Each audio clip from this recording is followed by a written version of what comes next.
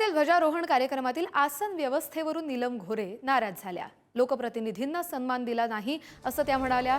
अधिकाऱ्यांसोबत त्यांच्या पत्नी पहिल्या रांगेत होत्या। मुख्यमंत्री फडणवीस यांच्याकडे हा विषय मांडणार असल्याचंही नीलम गोऱ्हे यांनी सांगितलं।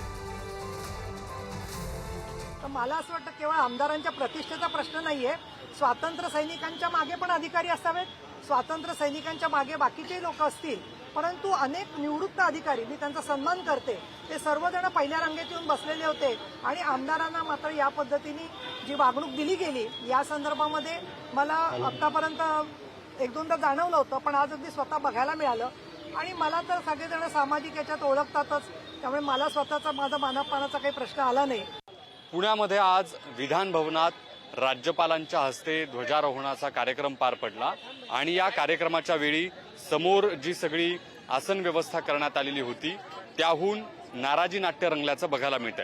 इथे समोरच्या बाजूला जी आसन व्यवस्था आहे इथे आपल्याला अधिकाऱ्यांची नावं पहिल्या रांगेवरती दिसतायत। अर्थात राज्यपाल आणि राज्यपालांच्या पत्नींसाठी ही पहिली रांग राखीव आहे आणि उजव्या बाजूला या पहिल्या रांगेत जर आपण पाहिलं तर अधिकारी आहेत।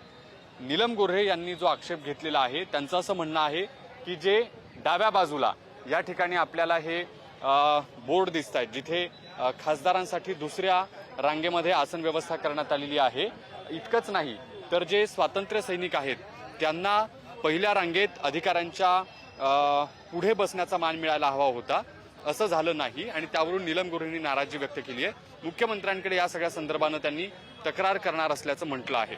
व्हिडिओ जर्नलिस्ट सचिन सह मी ज्ञानेश्वर चौकमल, पुढारी न्यूज, पुणे।